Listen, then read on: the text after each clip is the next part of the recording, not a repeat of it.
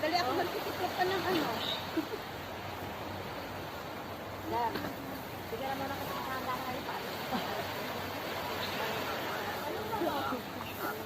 Huwag mo muna ilagay kasi magugalaw ng paa. Nailig na ako.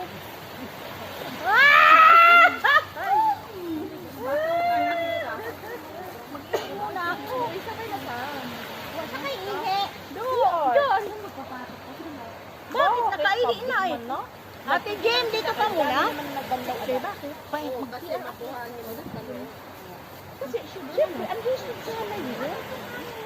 Gusto na ate.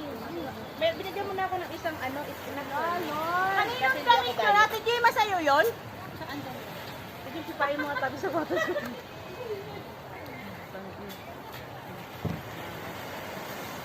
Maliligo ako. Ano itong tubig na to? Panghuga? Hindi kumusta ka dun sa barangay. Kasi natin, basura pa. Oo, sabay na tayo. Ha? Hindi naman medyo malapit sa akin, madam. Madam, hindi ka magbihis, madam. Wala akong dala. Ay, maliligo ako sa bahay. Saan mo may dala? Bakit? Hindi kasi walang banlawan. Wala, yung muna. Ako naman ang kano magdala. Ah. Isip ko, ano doon, parang kalot daw Sabit? Pati sa amin yung ano, grabe yung ino nyo. Oo, mali. Kasi walang masyado.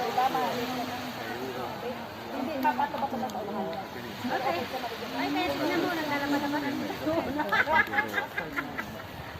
Mga Pinoy yun. Naglaba na sila ng mga damit nila.